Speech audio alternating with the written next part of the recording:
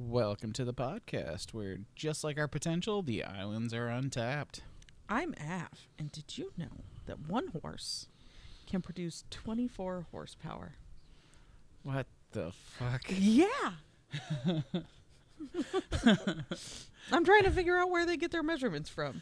And, jeez. Yeah, what does that even do for... You can't. It was supposed to We don't be, discuss these, by the way, sometimes. It was. I'm pretty sure horsepower is supposed to be like the equivalent of how many horses could move you that I fast. thought so, too. Apparently, it's how many horses divided by 24 or some shit. Multiply it by 24? No. Yeah. No, because divided. Because yeah, divided. One horse can make that many more. Yeah. And I'm Lem. and apparently we're both talking about animals today. Because Animals. Because in Australia, off the coast of Australia, there's a thing called a cone snail. And there's one that's like a Geographus conus, which is the geography cone. And it's got like this harpoon that it shoots that has enough venom to kill a person. A harpoon snail?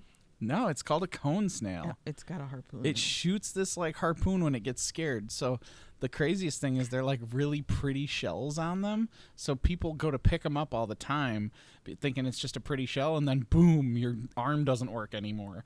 Like, because it's got this paralytic venom. The smaller ones won't like kill you, but boy will the big ones like very short amount of time kill you. So they're the opposite of scorpions. Yeah. Big ones won't kill you, they hurt. Small ones will kill you quick. Yeah, no, it's the opposite of that. The big ones that can kill that like hunt fish, they're stingers. They'll straight up just cause like muscular paralysis, and then your breathing will stop. The idea of a snail hunting a fish.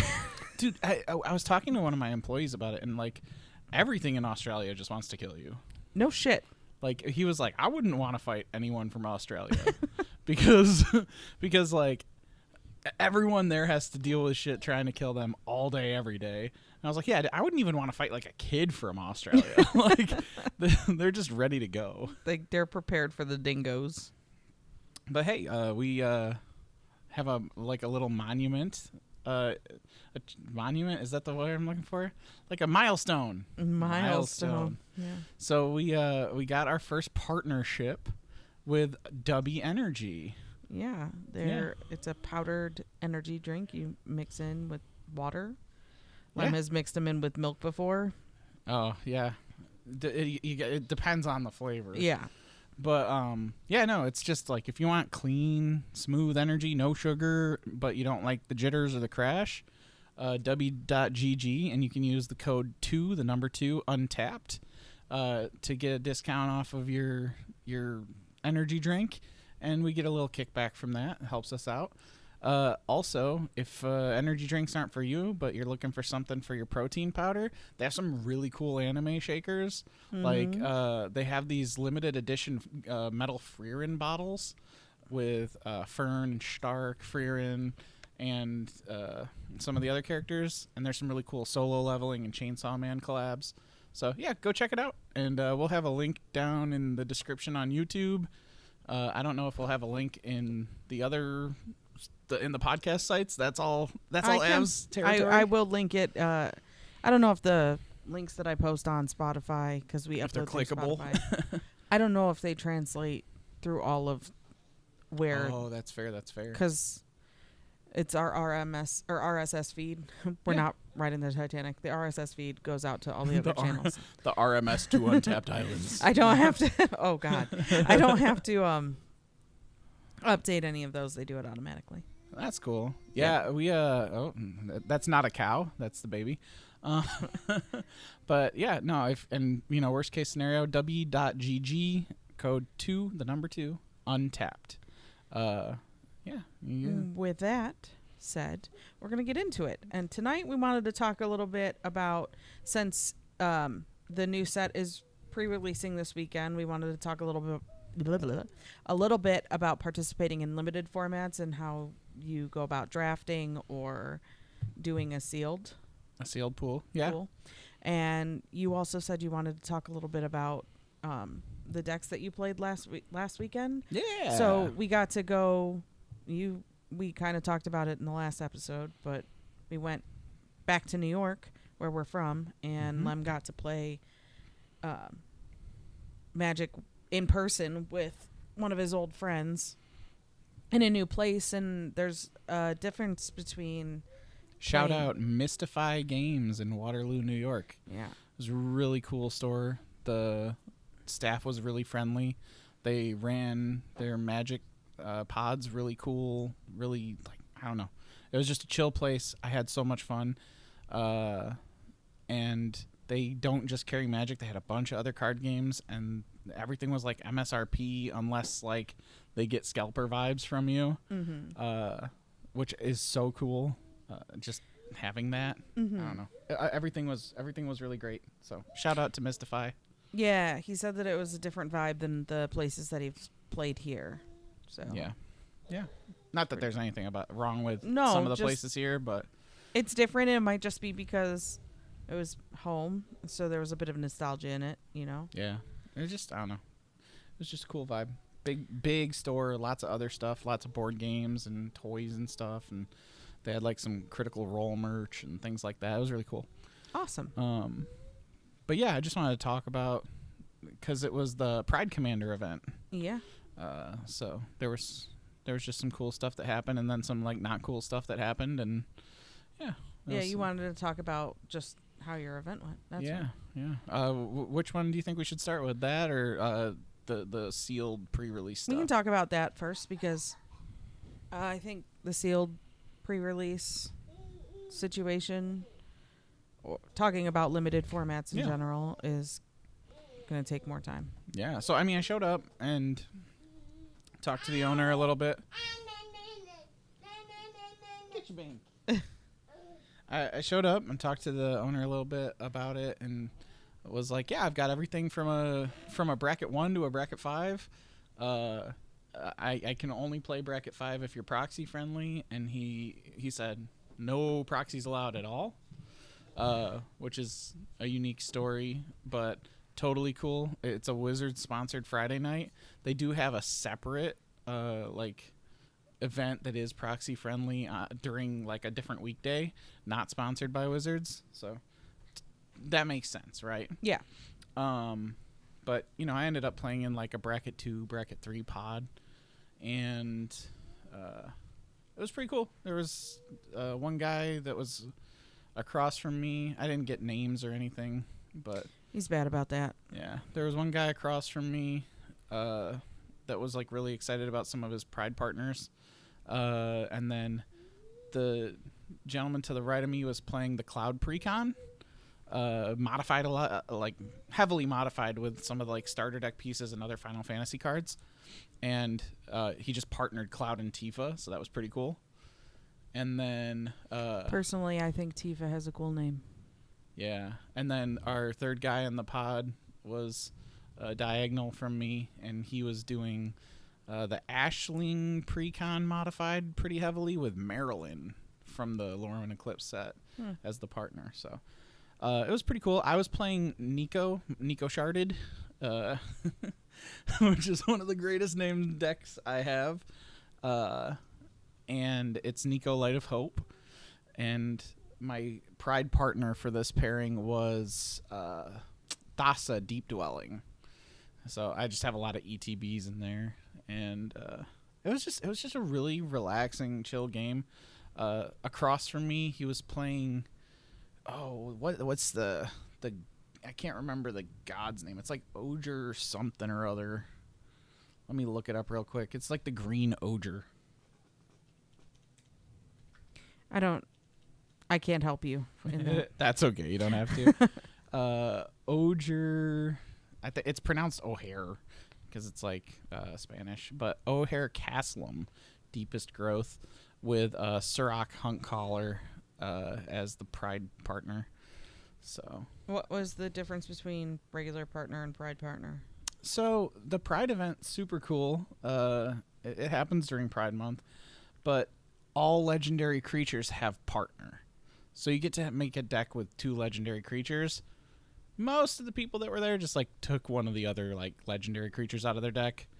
But it is something that you could like brew for.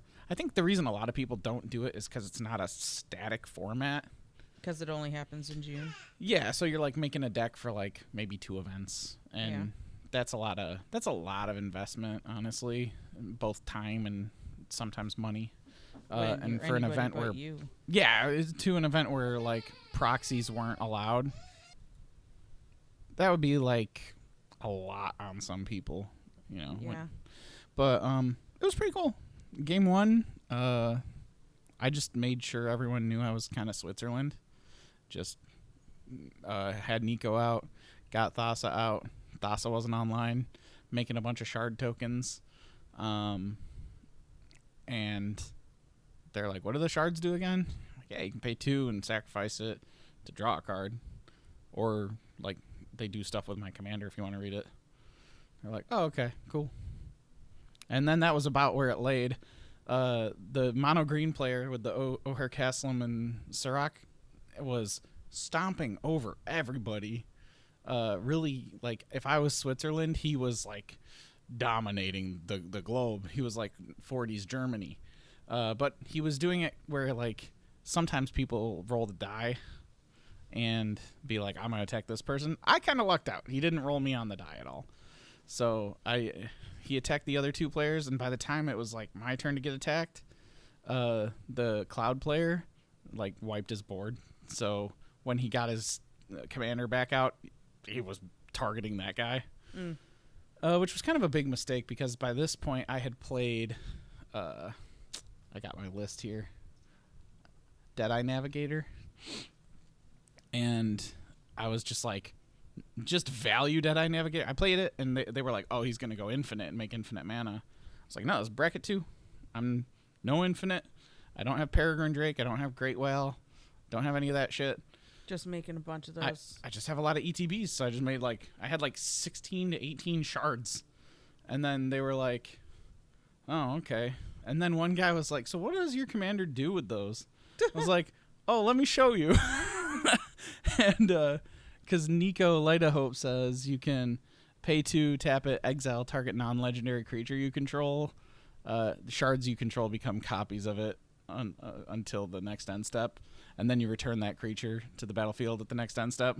So those 18 little enchantment tokens all became 5/5s. And I just won the game. So yeah, that was pretty cool. And I was just, being friendly, making jokes with everybody, trying to be like, I'm not doing shit and dirtling over here, just flickering my commander. And then just finish the game. So that was pretty cool. But then game 2 is where it got a little uncool because the mono green player, we all switched decks to like Final Fantasy commanders. So I switched to Sephiroth and Rankle, which is like a sacrifice deck. Spoiler alert, I'm not going to really need to describe what that deck does because we didn't really get there. And he switched to... we're playing a Final Fantasy deck. Yeah, Gilgamesh with Go-Go as the Pride partner. And the red Go-Go that like copies a creature in combat. So he was playing a lot of fast mana. It almost felt like an Atali CEDH deck where it's just like, let's get my 6 mana commander on the battlefield as fast as possible. And he ended up hitting a turn 3 Geo Surge and dropped his 6 cost commander on turn 3. And then turn 4 he played Go-Go with haste and took a bunch of extra combats, but he played it incorrectly. And when I tried to correct it, he was like, yeah, it's gonna be the same result though. And I was like, kind of not, because of the way it's worded, but we just all like agreed, whatever. We don't want to moved on to the next. Yeah, you're gonna at least get 2 or 3 combats on turn 4. Like, we'll just move on to the next game. Yeah. At that point, like, so that didn't really fit the bracket 2/3 vibes. Which Sephiroth's a bracket 3. I came out, told everyone, hey, it's got an infinite, it's slow, it's got some combo stuff, but it's really a pins and needles type deck. And then that came out, and we were all like, oh, okay. And then that's when the green player, the guy that was playing the Ashling, he had switched to Titus and Yuna, and I like me some Titus. Yeah, he ended up just being like, all right, well, I got to go home, and just packed up and left. So the last game was a 3-pod, and they were like, let's do Final Fantasy again. And at that point, I was like, well, I have this deck that I could play, the same one, Sephiroth. And then other than that, my only other 2 Final Fantasy commanders I brought with me are Squall Gunblade Duelist, which is like a bracket 1. And then Vivi, which is a proxied CEDH deck, so I couldn't play it. So I was like, all right, well, I guess I'm playing Squall. And then Cloud Guy only had Cloud and Tifa. And then the guy across from me switched to Absolute Virtue. So from Final Fantasy 14, which is kind of a wild commander, but it's essentially the deck he was playing was like a hard stacks deck that just drew the game out until he had 8 mana to play this. It's a 8/8 for 8 in Azorius. The spell can't be countered. Flying, you have protection from each of your opponents, which protection from your opponents means you can't be dealt damage by, enchanted by, or targeted by anything controlled by your opponents. So it's like a big stacks deck that just says, no, you don't get to do anything. I like those decks. Yeah. That deck kind of worked out for me, actually. So it really kind of slowed down the Cloud player enough that I was able to build up this really wide board, and he had a Silent Arbiter in play, which like no more than one creature can attack each combat and no more than one creature can block each combat. So no one really looked like a threat. I had Terra on the field and was just slowly like bringing back small creatures, because the whole point of my Squall deck is everything has 3 power, and the thing that makes it bracket 1 is I don't have ways of increasing their power. Mm-hmm. So they're all 3 power and they just stay 3 power.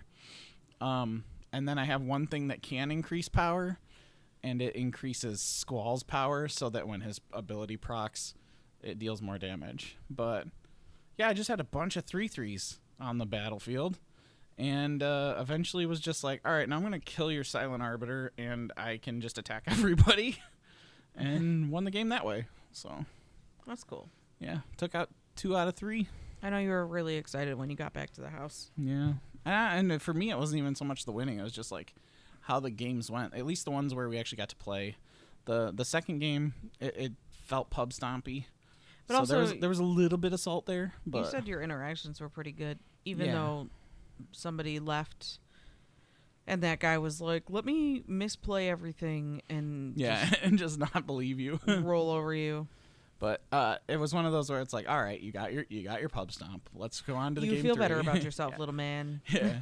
No, he was a nice guy for the most part, so it was whatever at that point. But it was, I don't know, it was just strange when I was like, no, they'll trigger separately, so like you get to put one from each pile of 6 onto one of your samurais. And he was like, no, they'll just all go on Go-Go. I'm like, all right, whatever. Or they'll all go on Gilgamesh. But only one could theoretically go. Anyways. And then one would have gone on Go-Go. But yeah. It is what it is. It was fun. That's the important part, is I had a lot of fun. And if you're ever in the like central New York area, Friday nights it was free.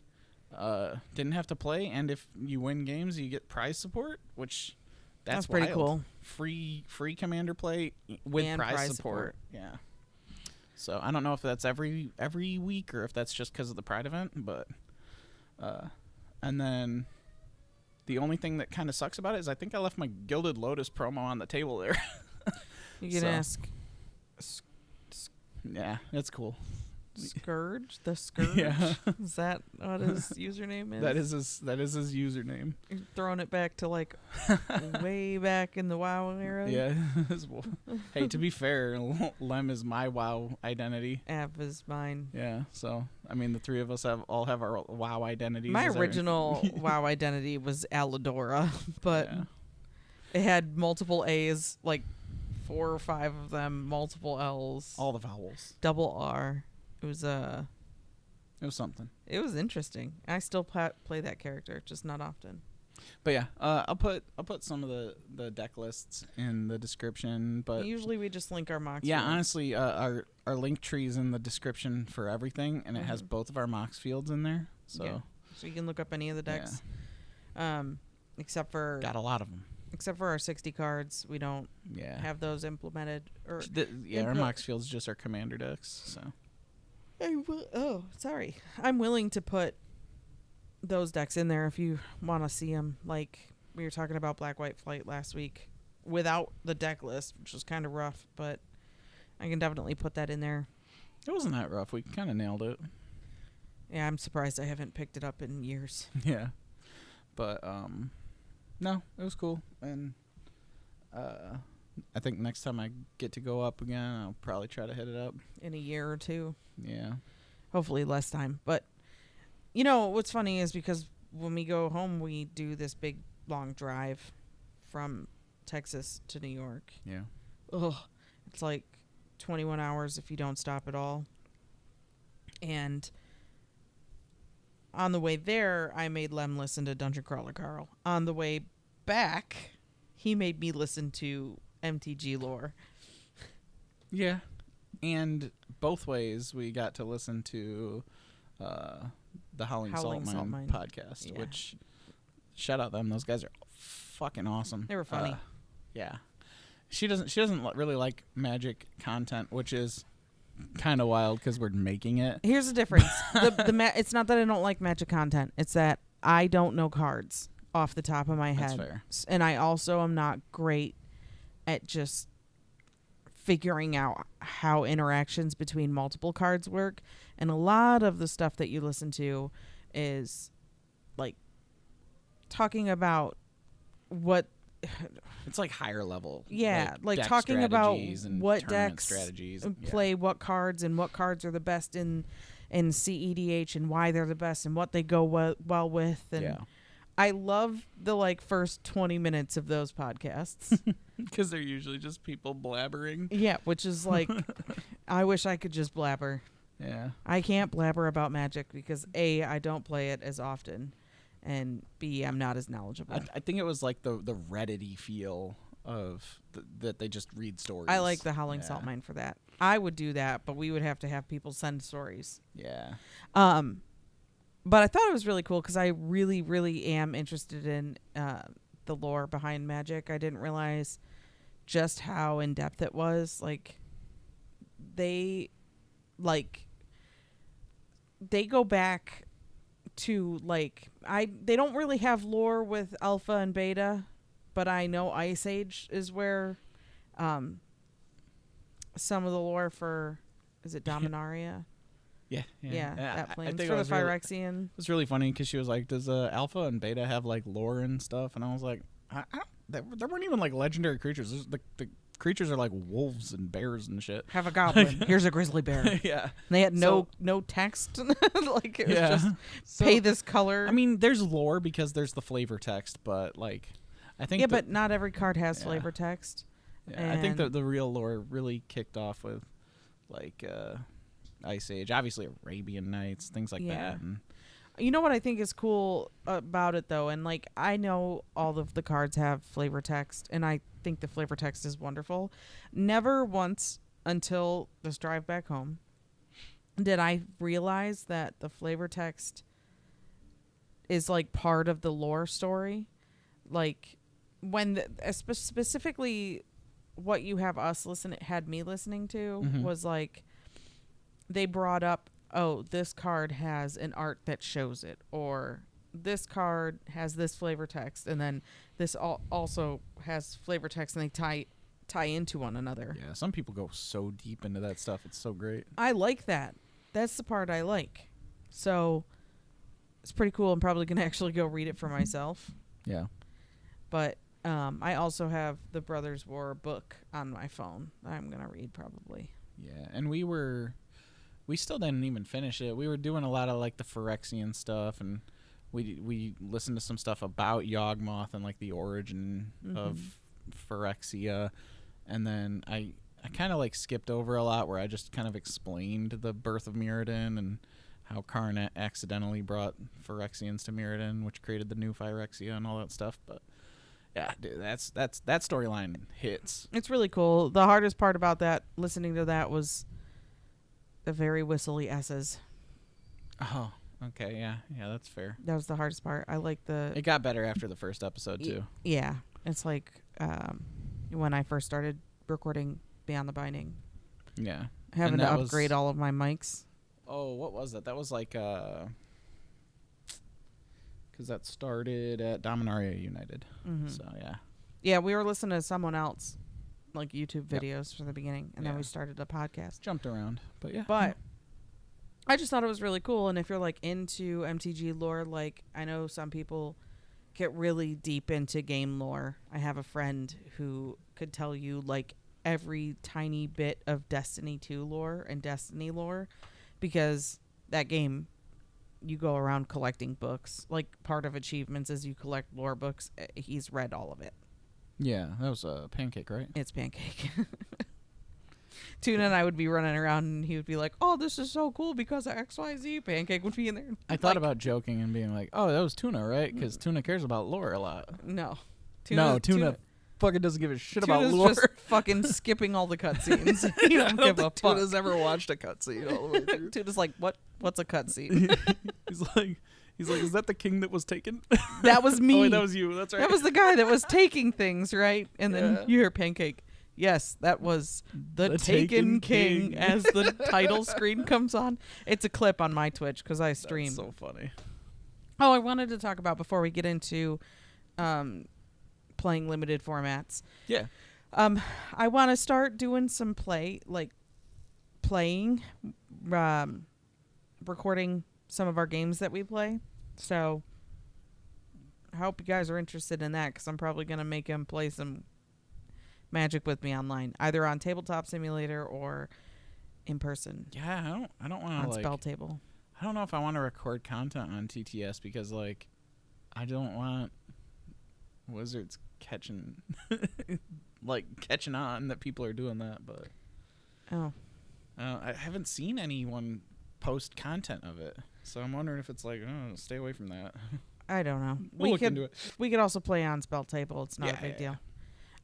We just don't have 4 players all the time, so you might get a 3-person pod streaming on. Yeah, or recorded. Yeah, something like that. But we're constantly content braining. But I am way less than you are. Yeah, we do like this subject, and we like talking to each other. Usually. Yeah. Even though the last podcast was like sounded like a married couple squabbling. We are a married couple. It's because that's what it was. And he doesn't like that I don't like control players. But before we go down that fucking rabbit hole again. We're not gonna. I'm done. We've already talked about it. Yeah, no, for sure. We want to like eventually have some gameplay and stuff on here. But honestly, right now it's like a podcast first. We want to just talk. And like I like to make some goofy little shorts and stuff on there. I already messaged her once. Sending the alert. Our daughter's been screaming in her bedroom. Yeah. I told her she was okay in there as long as It's after midnight. She don't need to be screaming. Yeah. A funny story. I came over to sit on my computer to open up the program so we could record. I minimized the thing that was on my... I do jigsaw puzzles, so I minimized my jigsaw puzzle. And I was like, what the fuck is this? And I have randomly one of the Goblin Secret Lair art cards, mountains. It was a Wizard of Barge Mountain. Just chilling on my desktop, which is normally like high res anime pictures floating around. And I was like, what is this? How did this get on here? I've never seen it before. I don't know. It just magically put itself in there. Magically put itself in. Oh my god. I'm so Not funny. that. Yeah, that. Now we can go to talk about what is probably one of my favorite formats to play in, because I feel like it is the most even table or even opportunity gameplay. No matter how you swing it, a pre-release is the most like friendly way to play Magic. And one thing I want to make clear is we're not talking about Marvel superheroes pre-release, just pre-release in general. Yeah, So, any kind of limited format. I'm not even Yeah. just talking about pre-release. I'm talking about draft and sealed. Draft think is very different. Both draft and sealed are the most what's it called? The most Even playing field Yeah. for everybody, because There- it is, as the name suggests, a limited. Right. You know, There you're is not. a very large difference with draft because there are draft strategies. So I wasn't really going to dig into Yeah, and there's that. hate drafting and all of that, Yeah. but it's the same pack of cards, and everybody starts Yeah. with a pack of cards. You know what I mean? Like, so I want to talk about limited in that both of them have strategies. One has way less. Yeah. Because you're just given what you're given, and you kind of do what you do. Yeah, I mean, I guess that's fine as long as we don't touch into the like actually drafting the cards version of it, because really I just wanted to talk about like the deck building aspects and like the gameplay aspects and things like that. But yeah, drafting is like we could probably do a whole podcast on drafting and looking for signs and like what's getting passed, what's wheeling, and all that shit. There's a lot to drafting that you wouldn't think about because you're like, it's a pack. I'm gonna take a card and pass it. Like, I don't think about any of that. I go, oh, I really like this card. Oh, this card flies. There's a floor and a ceiling to drafting, and it's like a gigantic difference. And I sit on the floor and I just pick what I like. I pick colors and I do it. I'm like standing up in the middle of like the second floor, and then there's like someone like on the roof. I have in fact hate drafted or drafted because I wanted for my collection. I have done that before. That's like called I have rare drafted drafting. something. What? That's called rare drafting. I have drafted something that I don't want other people to play, but I'm not going to play, and I've drafted something where I'm like, I want this. You foil Tarmogoyfed. No. Which is a... I would pass that shit. It's a reference to a pro tour where somebody, pack one, pick one, took a foil Tarmogoyf because he knew he could resell it for a bunch of money because they get like pro tour stamps on them. Oh. Or it might have been a GP. Either way. He drafted it. He was like, I'm going to sell this. I would do the same thing. And it's worth a lot of money even today when it's like that card isn't worth any money. That copy, specific one, because it has like history to it, is worth a lot. So pretty cool. I mean, I'd do the same shit if I had the balls to go play in I don't know if I would. a pro tour or a qualifier or whatever. When there's a bigger prize pool on the line. Yeah, You've played I've in taken qualifiers. I've taken expensive cards in draft before. Don't get me wrong. No, I'm saying you've gone and played. Yeah. Or are you saying you wouldn't draft? You wouldn't. I wouldn't. Hate draft? Yeah, I wouldn't do that. You would draft specifically for what you're trying to play. No, when there's a giant cash prize on the line, I'm drafting to win. If that card would get you a giant cash prize in itself, I would draft that card. Yeah. That doesn't happen so much. I mean, back then you were talking like $150 versus like $10,000. So yeah, but you're not using all the cards you draft. I know. So you got pack one, pick one is like your biggest pool. I don't know. Yeah, the it's first tough. pack you open. It depends on what else is in the pack. But there was, I think I remember it, and there was like a clear, better card to take, and he was like, we're gonna take this. Yeah, it is what it is. I'm pretty sure I have seen a Baneslayer Angel back when Baneslayer was like, wow, I just stuttered real bad. Baneslayer Angel was like the thing we were all chasing. I feel like I remember. Magic 2010. It's a $50 mythic. Yeah. It was wonderful. But I play it in my Kalia deck. Or did I get rid of it? I think I might have got rid of it. I don't know if I got rid of it, but I did. It got power crept. It's not the best 5/5 flying with lifelink anymore. No, but I did put her sucks. in there because she's an angel, obviously. Yeah. But yeah, really just wanted to talk about like strategies when building your deck. Things people do think about that they maybe are like, this is something I can skip out on because I've done that when building other decks, like mana curve, land ratio. It doesn't work the same in limited as it does in like Commander. You can't be like, I'm going to drop to 36 lands because I got some ramp. You don't do it. No, I feel like you have to lands. you got to keep the lands, if not go a little heavy on lands, because in limited formats, you're not guaranteed to have a bunch of low drops. And I have a pre-release limited hot take that I'm going to touch on that, like, if people listen to this, they might be like, you're a fool. Don't ever do that. Don't listen to this guy. Also, some of the cards that you would look at outside of a limited play format and be like, that is a fucking bad card. Yeah. And then you play it in limited and you're like, that is my fucking MVP card. Yeah. Dude, a 3-mana 1/4 vanilla? Oh my God, give it to me. Like, it's a butt that saves my life. But yeah, I mean, obviously we'll start with the most basic thing, right? Like, don't overreach your colors. Yeah, I try to stick to 2 colors.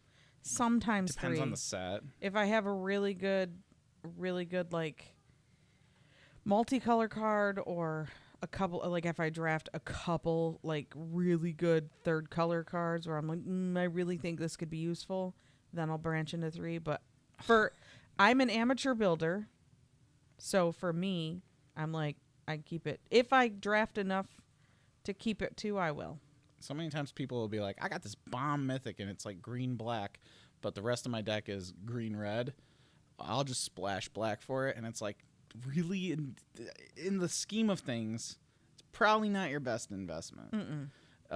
If you have other things that make mana of any color, like you got some rocks or you have ways to make treasure tokens, you drafted a dual land or something, that's a different story. But you just really want to be conscious of what you got.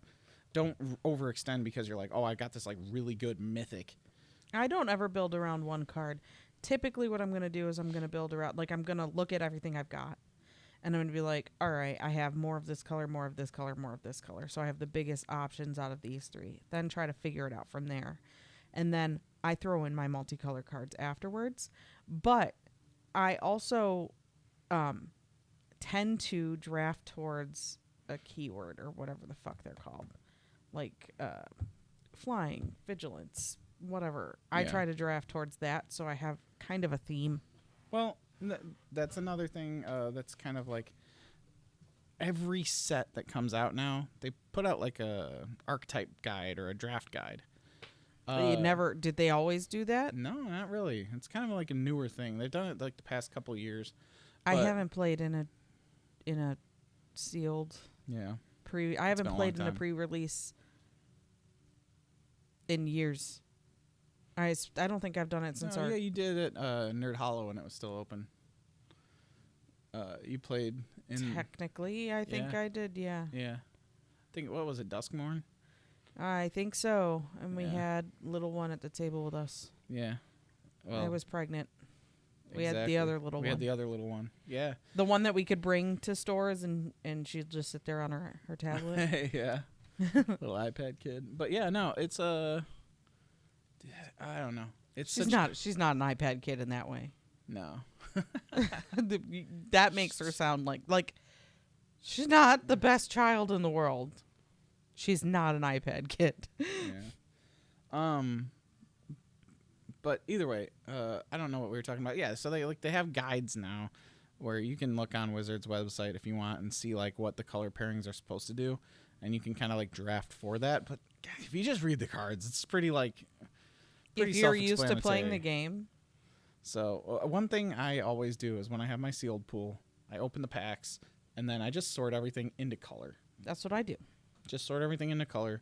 Then you'll know like what you have the most of. That's what I just said I do. Yeah. And then I go from there because usually you're going to play the color you have the most.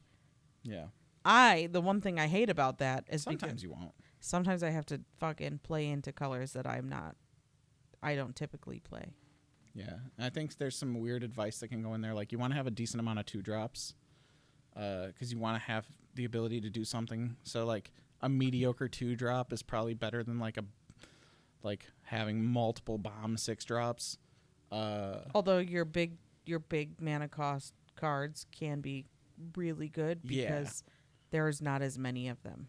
Yes. And there's also not as much interaction. So you want to have you do want to have like some bombs in there, like what would normally be like, I don't want to play a decent 5-mana creature or like a 6-mana board wipe or something. Those can actually be like super impactful, but you just don't want to overload your top end of your curve. Because it'll fuck up everything. Keep it low. 4 and below is usually pretty solid. Don't be afraid to have like one big spell and then like a bunch of 2 and 3 drops.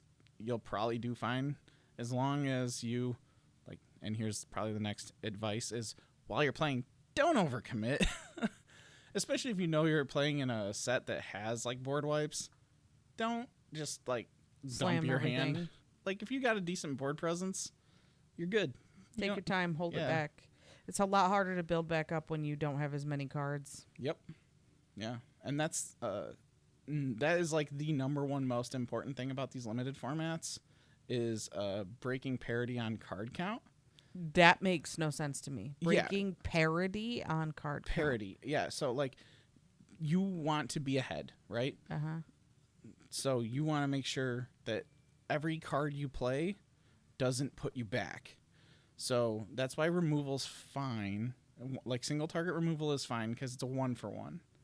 But then when you start getting into these territories where, I'm going to block a creature and then also like use a damage spell, you're 2-for-1ing yourself. So you're losing your creature and your spell to get rid of one of their creatures. Mm-hmm. Sometimes it's worth it. Sometimes all you're doing is putting yourself down a card. Mm-hmm. Trying to figure out why it's called parity. That's just a saying. Breaking parity is like how to break it so it's in your favor. I've literally never heard you say it or heard anybody else say that. Okay. So it's new to me. It's just like when it's not just a magic term. When you came up to me the other day and started calling the mana symbols pips. And I was like, where the fuck did that come from? It's been 15, 16 years. I've never heard that before. Well, we're just now starting to technically talk into Magic. In the past, it's been like real casual, but... It should have been brought up when you were trying to make me build decks. No, you don't need to know that. Oh, I didn't need to know it then, but now I do. You don't need to know it now, but I'm going to use it when I talk. You use it because 2 of your favorite players use it. Because you never used it until you started watching Cam and Dylan. No, it's literally like... Never been used before. Dude, they are just called mana pips. They've always Should been. I ask the sausage? Because I guarantee you he'll be like, oh, yeah, and the chorizo. Sausage? What? Chorizo. Okay. I guarantee you he'll be like, yeah, dude, you've never used that term. Never once. We taught him how to play Magic. Never once used that term. Then you just pulled it out of your ass randomly. Now it's your thing. Pips. What? Okay, I also Do you not know who I'm talking about? I know who you're talking about, but I also just don't say it that much. What do you, like, I'm confused what you're... You just said, now I use it. You don't. You didn't. No, what? Oh, my God. I didn't say now I use it. Yes, you did. Okay, but, like, I've always used it. No, you haven't. They are literally just called pips. Like, it's not a Magic-only term. Chat. Chat? Chat. I need you to know. There is no chat, first of all. But I need you to know that this man has never said the term Color pips. Never said color pips in referring to the fucking mana symbols in the converted mana cost of a card. Never once. Until recently. But he's retconning his entire life. That's not factual, but okay. It is. It's whatever at this point. I'm not going to argue with you on every podcast. You just did. No. I think it's funny. You're telling me my life. Because you're retconning your life. No, I'm not. Yes, you are. They are literally like, they are pips. You've never said that. You've never called them that. Okay.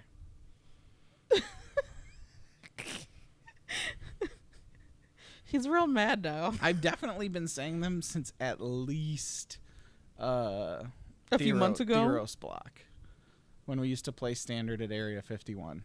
Nope. Because the way you track devotion is you count the pips. You've never called it that. Yes, I have. You said count the mana symbols. I know. That's how you told me how to figure out devotion. Mm-hmm. Okay.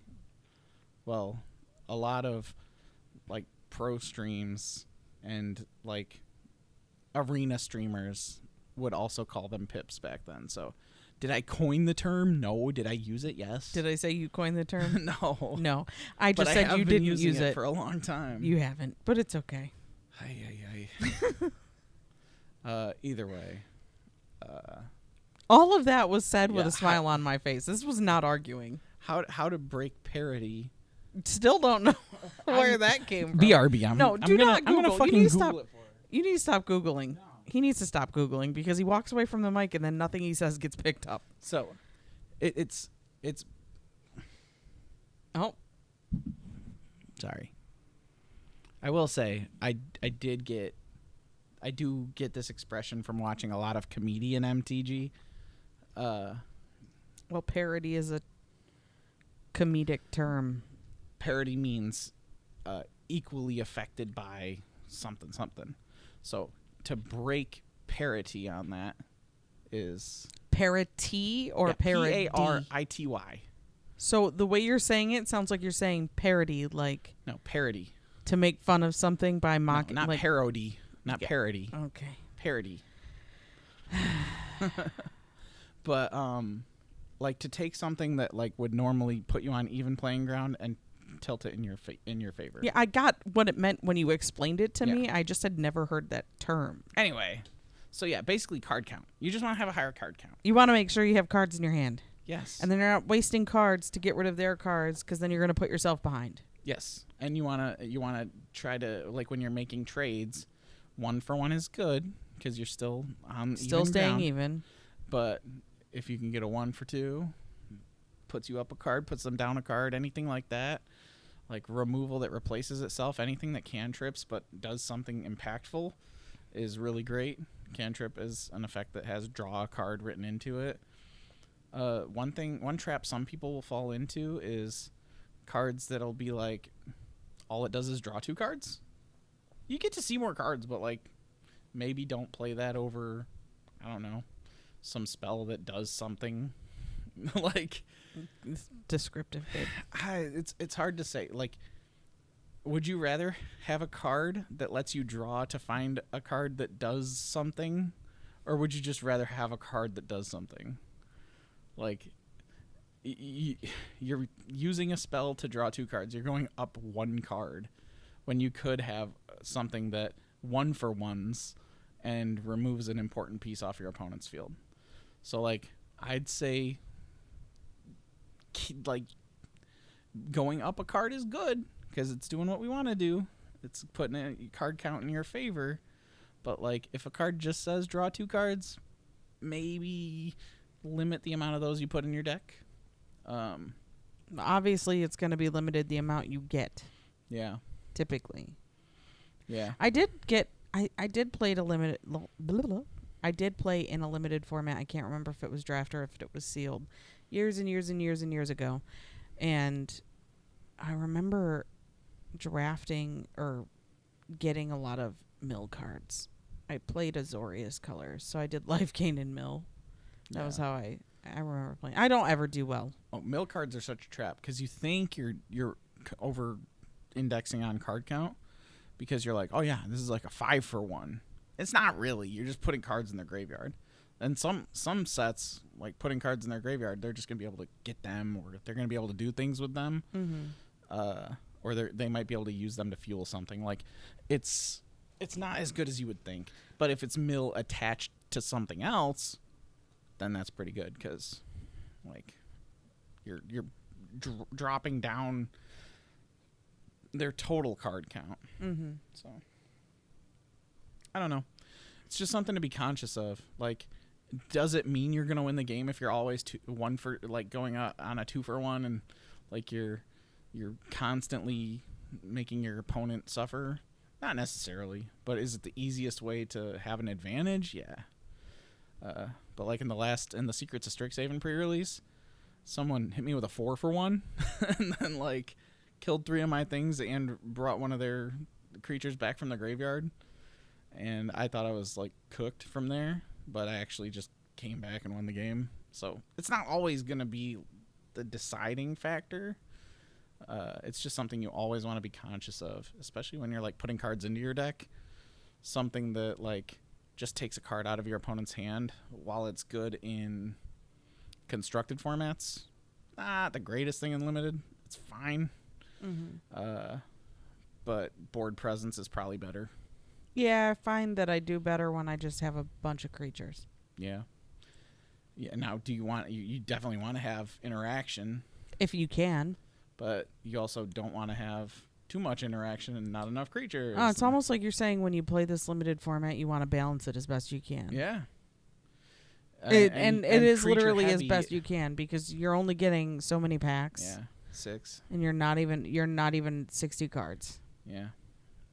So and then that brings up land count. Like, I don't ever think... Here's my hot take is... I don't think you should ever stray away from 17 lands in a 40-card deck. But I was at a pre-release. I think it was for like Bloomborough.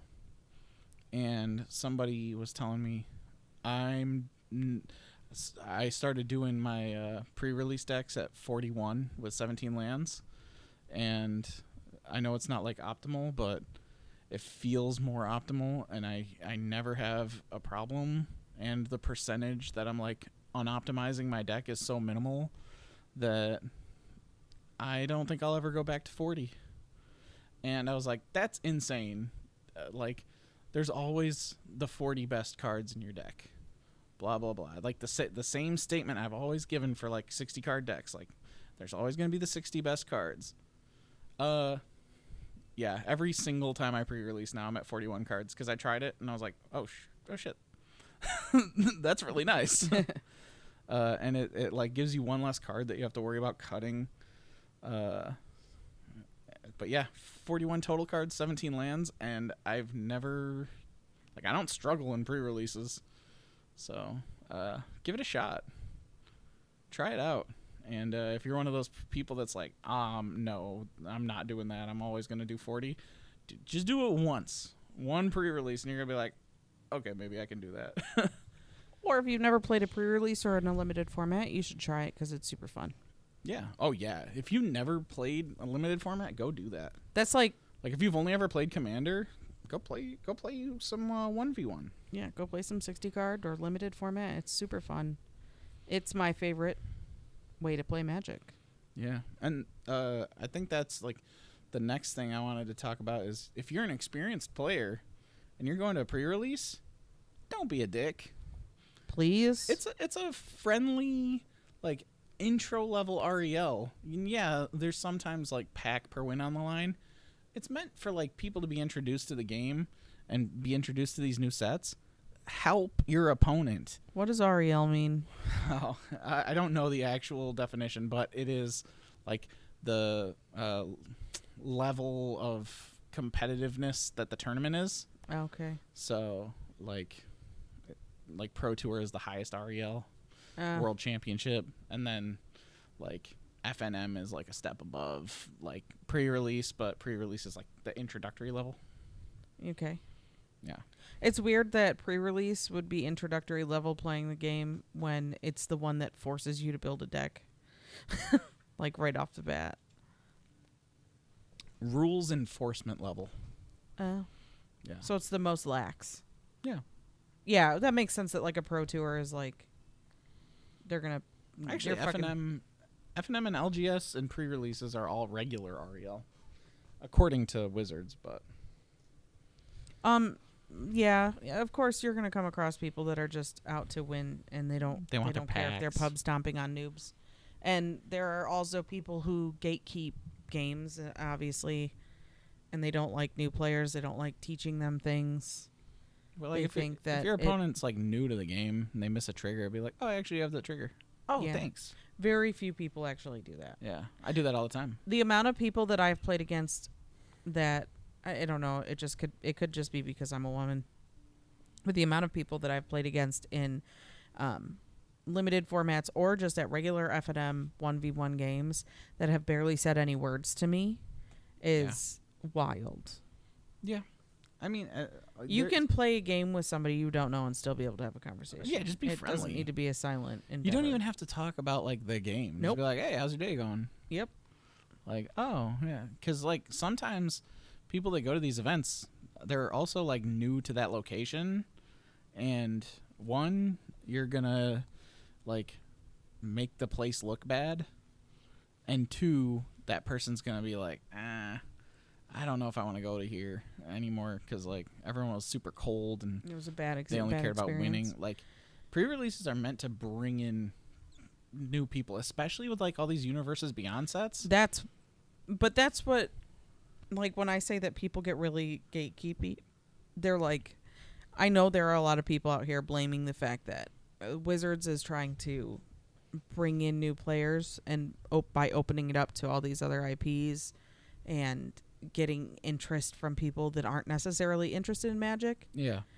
And I know that there are a lot of established players that are like, no, this is garbage for this reason. Which is crazy because the best thing for Magic is to have more people playing Magic. More people playing.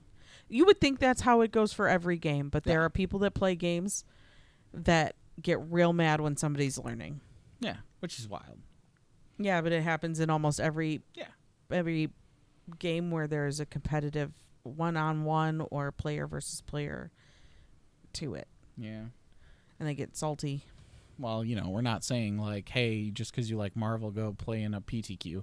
Like, we're saying. No, but some people take just even a limited format as serious as a PTQ. Yeah. Oh, yeah. No, I know for sure. And it's like, stupid. Do I like winning, and am I going to try my hardest against my opponent? Yeah, but like if they miss a trigger or like if I see them tap their lands wrong, am I going to be like, well, you done it. It's already done. Like no. No, you can fix it. Unless it's me. Then he's going to hold me to it. No. Not even. I have to give you credit, though, because you are one of the only people, when I first started playing Magic and we were going to the den, I sat there shuffling my deck for like 30 minutes while my boyfriend was off playing Magic with someone else, and you were the only person in that 30 minutes that came out and said, want to play a game? Yeah.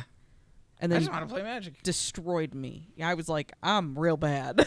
but I was really friendly, though. You were really friendly while you beat me down like the hand of God. That's what I do. Then you're like, hey, good game. And you got up and walked away, and I was like, what the fuck just happened to me? That's what I do. Yeah, like, am I gonna be friendly? Am I gonna help you? Yes. Am I gonna probably still beat you? Yeah, probably. But it's I don't know. It just depends. But like, it's also I can also read too. I'm sorry. Mentioning making like people that are new to stores feel comfortable in that store. I think it's kind of funny because you are an established player, and for all intents and purposes, should be confident and comfortable walking into a new place with your abilities, and you still get nervous anytime you go to a game store. Hell yeah. I'm like, oh God, are people going to hate me? But I've had bad experiences. But like, it's also, I don't want to sit there and shuffle. I don't want people to not let me join them. And then you still get stuck. Well, and I think it's even tougher with like going to a commander events because it has to be 4 people. Am I going to get a pod, or am I going to like play a 3-person pod with the owner? Like, good thing the owner's your friend. Yeah. And sometimes the 3-person pod with the owner is like the most fun you're going to have. So it just depends. Yeah. I hate 3 pods. I hate 5 pods more. Like, I want a 4 pod. You saying you hate 3 pods is wild, considering for like a year and a half, that's like all we played. Yeah. Well, you know, in person, you take what you can get. And when the other 2 people are super cool, that's different than a random 3 pod. But yeah, 5 pods are the worst. I don't want to play. I remember I don't want to play a 4-hour game of Magic. I remember one time we all sat around one of the tables at the den. Like, it was more than one of the tables. It was like 2 6-foot tables next to each other, and like everybody that went to the den and played all sat in a circle. I remember Mario was there. Yeah. And we all played one game of Magic together, and it took hours. Yeah, I remember that. Yeah, that's crazy. It was fun. That was Commander didn't exist then. No, you're playing 60 card Magic like that. Like, Like, just we basically called it Legacy, but it was really just like Fucking play what you want to play play. your cards. Just have fun. Yeah. It was really fun. Like, so much fun that I remember it. Yeah. I don't have a problem playing with a lot of people. I just don't want that I want to be able to play my cards at a reasonable time in between when I played them. Yeah. Like, I don't want to sit there for 30 minutes. But yeah, and I think that leads to the most important part of playing in limited is have fun. Yeah. You're going to play to have fun. I am so excited to go play tomorrow. It's almost impossible to not have fun in limited. It's actually the one time when if I could go, like if I had someone to watch my kids, I would go to the store and play, despite how bad my anxiety gets when I go around crowds of new people or having to play Magic with somebody I don't know. Although I am a little worried about Marvel Superheroes Limited, and I know I said I wasn't really going to dig into the specifics of it, but did you know that in this set, every creature above common rarity is legendary? No. Every uncommon and above that's a creature is legendary. Kind of makes sense. It's also, like, that's going to be hard to Build make a pool around. when you can't play multiple. Yeah. Do the rules not change in a limited They format? don't. I thought they did. No. Because you can play... You can play any number of them, but I was gonna say, the 'cause legend you rule could- still exists on the battlefield. I didn't know that. Yeah. I haven't encountered it, but like I knew you could do that where you could have 5 or 6 copies of a card in a deck when you normally could only have 4. Yep. Yeah. Or in Commander, you could only have 1, but in Limited, you're definitely not playing Commander rules. For sure. They don't give you enough cards to even make a Commander deck. No, but yeah, if you're playing in a Marvel Superheroes pre-release this weekend, hey, best of luck. I hope you get all the great cards in your packs, and Comment on the video and tell us how you did. yeah, for sure. Tell us what cards what hits you got. Yeah, tell us what colors you drafted or what colors you put in your deck, and let me know if you tried the 41 strat. Also, nope. Yeah, no. I just totally ADHD'd Yeah, out. no. Fuck whatever you were thinking. My brain said fuck what I was thinking because it was like, you're going to say something. No, you're not. Okay, moving right along. How long has this thing been? Been an hour and 2 minutes. Oh, shit. Nah, there was no follow-up. Thought there would be. Well, I'm real mad that I forgot what I was going to say. It was important in my brain it was. until it wasn't. Do you know that there are sharp white cheddar Pringles out now? Is that what's in front of you? Yeah. I thought they were like a salt and vinegar, and I was like, why are those in front of you? I That would sounds terrible, by the way. never. No, they're really good. If you like cheddar flavored stuff. I like cheddar and sour cream. Well, I think it's about that time. Oh, yeah. 1 green mana. Oh, geez, you already have one ready. It's a 0/1. A 0/1 for 1 green. It's a creature. I will give you that. Exalted. Whenever a creature you control attacks alone, that creature gets +1/+1 until end of turn. Oh, let me guess. Does it tap to add green or white or blue? No. Does it tap to add green or red or black? Yes. So it's ignoble hierarch. Yes. You suck. I'm going to start pulling from the not top cards. But Ooh, I didn't even know this was a card. what's that? 2 black. It's a sorcery. Destroy target creature. A creature destroyed this way can't be regenerated. And it has overload for 2 and 2 white pips. That's damn. Yeah. And it so it turns from damn to wrath of God. Yeah. Yeah. Damn. Yeah. If you can, the overload changes each instance of target in its text to each. Yeah. Oh, wow. Destroy each creature instead You of said target each creature. early in the sentence, which it does that, and it fucked me up horrendously. I said it correctly. You did. You read it correctly, but just like it changes each instance of target to each. Yeah. Like each to each is the way you put the emphasis on those syllables. Hey, it was words, not just syllables. Thank you. Okay, but they're monosyllabic words. So? Also, I like how no matter what we do, you always try to slide a fucking book into this podcast. You talked about DCC earlier. I did. I also talked about the Brothers War book. This I is will fucking do this. not a podcast about books. I will make it. We will have a small segment about books in every episode. God damn it. But Donut. God damn it, Donut. He likes Dungeon Crawler Carl. Yeah, it was cool. I won't read, but it was cool. I'm gonna have to buy the other books in audio book format. I own them all physically.